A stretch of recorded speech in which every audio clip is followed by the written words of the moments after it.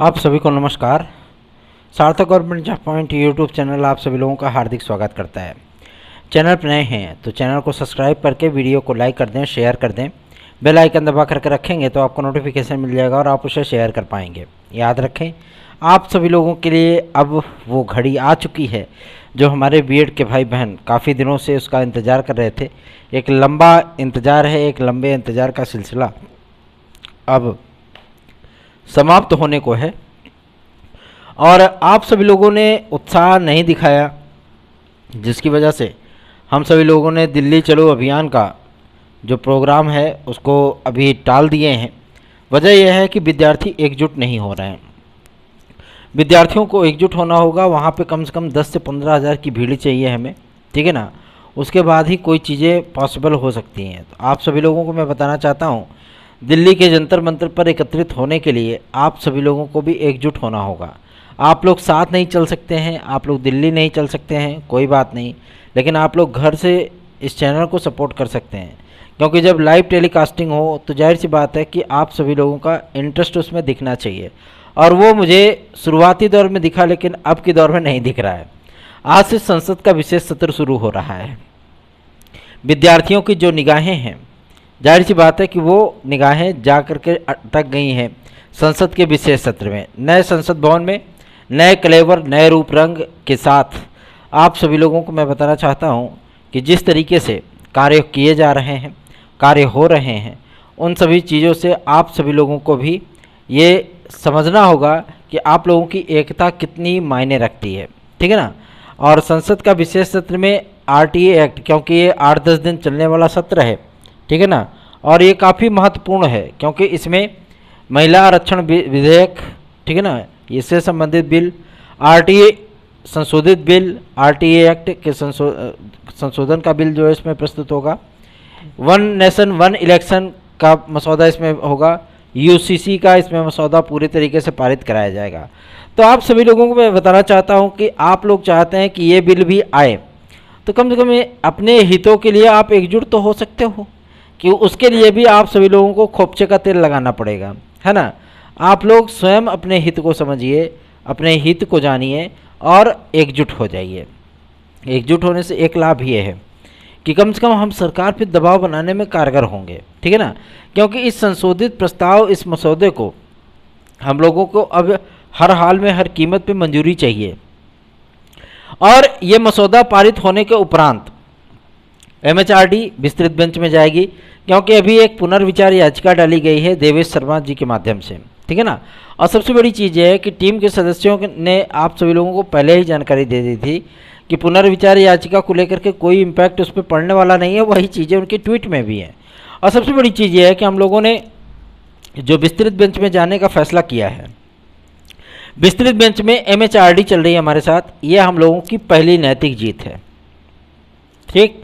और आज Allahabad high court में भी इन तमाम मुद्दों को लेकर के एक बात बहस लगी हुई है। प्रतीक मिश्रा की याचिका आप जानते ही है, जिसमें बीएड विद्यार्थियों को यूपीटीईटी से बाहर करने की बात कही जा रही है। लेकिन अभी इस केस पे सुनवाई हो रही है। महाधिवक्ता महोदय बीएड का पक्ष रखेंगे इसमें, ठीक है ना। सर्वोच्च न्यायालय का आदेश आया, लेकिन अब इसमें यही चीज़ें होंगी कि जो एनसीटीई से जो परमिशन लेटर इनको मिला है, उन सारी चीज़ों को दिखाएंगे और सारे तर्क उसमें रखे जाएंगे। यूपीटीईटी से बीएड विद्यार्थियों को बाहर नहीं किया जाएगा। और सबसे बड़ी चीज़ यह है कि इसी बीच में हम सभी लोगों को एक विजय श्री हासिल करनी है। इसके लिए आप लोगों का एकजुट रहना अत्यंत आवश्यक है, ठीक है ना। एकजुट रहेंगे तो कार्य हम लोगों का सिद्ध करने में थोड़ा कम मेहनत लगेगा। अगर एकजुट नहीं रहेंगे तो जाहिर सी बात है, 4 लोग अगर चिल्लाएंगे तो पुलिस लाठी पटकार के भगा देगी, है ना। तो 4 लोगों की बातों से कोई फ़र्क नहीं पड़ता है। अगर चींटी हाथी को देख करके जो है वो दहाड़े मारने लगे कि हमको जो है मतलब हम ही राजा हैं, तो जाहिर सी बात है कि उस पर थोड़ी सी हंसी ज़रूर आएगी, है ना। क्योंकि चींटी को, हाथी को कोई फ़र्क नहीं पड़ने वाला। लेकिन जब वही चींटी एकजुट हो करके और एक साथ अगर हाथी पे हमला कर दे तो वो भी उससे तांडव करवा सकती है, ठीक है ना। इसलिए मैं कह रहा हूँ कि एकता बहुत ज़रूरी है, क्योंकि आप लोग एक हारे हुए प्रत्याशी की तरह हो, ठीक है ना। आप लोग पूरी तरीके से हार चुके हो और सबसे बड़ी चीज़ यह है कि आपको हार में भी जीत तलाशनी होगी और उसके लिए एक मिशन बनना होगा, एक एग्जाम्पल बनना होगा, जो कि आप लोगों में दिख नहीं रहा है। विद्यार्थी लगातार प्रोटेस्ट कर रहे हैं, लगातार हर जिलों में कहीं न कहीं किसी न किसी ज़िले में रैलियां चल ही रही हैं। मैं आप सभी लोगों को बता देना चाहता हूं कि लगभग 1700-1800 विद्यार्थियों की जो गोल बनाई गई है, उस गोल में लगातार विद्यार्थी जुड़ते चले जा रहे हैं। ठीक है ना।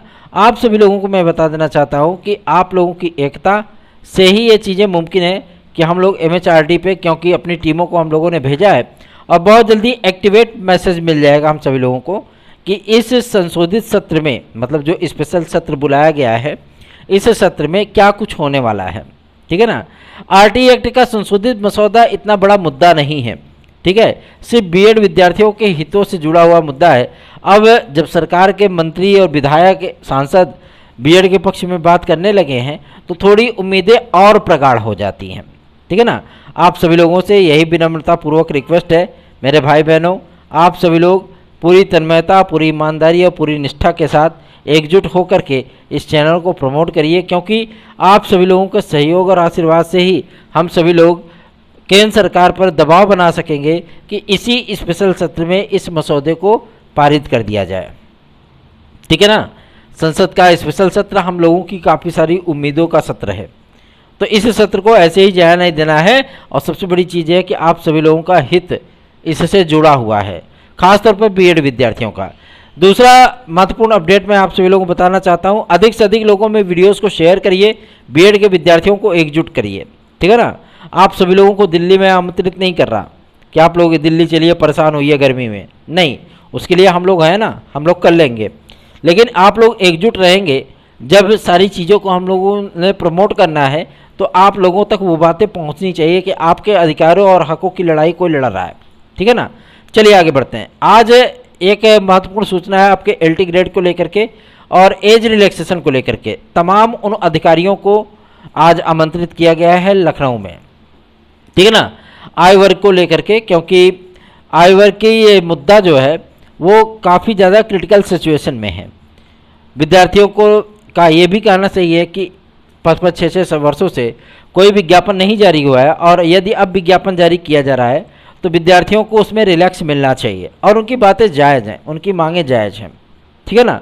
और आज इसके विषय में एक विस्तृत मीटिंग होने चल रही है और राजकीय शिक्षक सेवा नियमावली पर आज की डेट में जो मीटिंग होगी उस पर सहमति बन सकती है।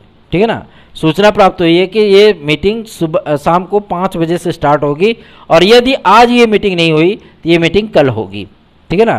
क्योंकि जिन जिन अधिकारियों को निमंत्रण भेजा गया है उसमें बेसिक शिक्षा विभाग, माध्यमिक शिक्षा विभाग, लोक सेवा आयोग, उच्चतर शिक्षा आयोग, इन सभी के अधिकारीगण उसमें सम्मिलित हैं। मतलब उच्चतर शिक्षा के भी अधिकारी हैं, प्राविधिक के भी हैं, आपके माध्यमिक के भी हैं, राजकीय के भी हैं, बेसिक के भी हैं, सारे शिक्षा अधिकारियों को बुलाया गया है लखनऊ।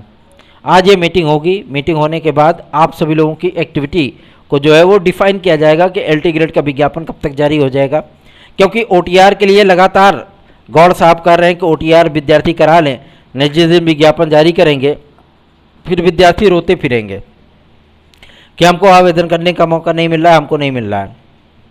ठीक है ना। क्योंकि विज्ञापनों में इसको मैंडेटरी करता जा रहा है लोक सेवा आयोग। तो आप लोग अगर नींद में हैं तो जग जाइए और OTR करा लीजिए, 1 टाइम रजिस्ट्रेशन। ठीक है, ताकि आप लोग LT ग्रेड और GRC प्रवक्ता के आवेदनों को आसानी से कर सके। एक सूचना प्राप्त हुई है आपके TGT PGT के प्रतीक्षा सूची को लेकर के। इसके पहले यदि कोई विद्यार्थी TGT PGT 2016-2021 का विद्यार्थी है, अगर वो आप हमारी याचिका में जुड़ना चाहते हो, क्योंकि आज इस बात को लेकर के वकील साहब ने एकदम स्पष्ट कर दिया कि पहले याची लिस्ट कंप्लीट करिए। ठीक है ना। क्योंकि आज सुनवाई लगी है इसकी, आज सुनवाई लगी डायरेक्ट, मतलब कोर्ट में इस चीज़ को बोल दिया जज ने, आप पहले याची लिस्ट तैयार करिए, आपने जिस बातों को कहा था वो बातें कंप्लीट करिए, फुल फिलअप करिए। तो फुल फिलअप करने के लिए जाहिर सी बात है कि इन तमाम तथ्यों पर विचार करना होगा, कार्य करना होगा। ठीक है ना। आप सभी लोगों से रिक्वेस्ट है, अगर जुड़ना चाहते हैं आप हमारे साथ तो जुड़ सकते हैं, और बिना देर किए 830 32 72 282 इस व्हाट्सएप नंबर पर हमारी याचिका में सम्मिलित हुई है। और TGT PGT 2016-2021 के विद्यार्थी केवल।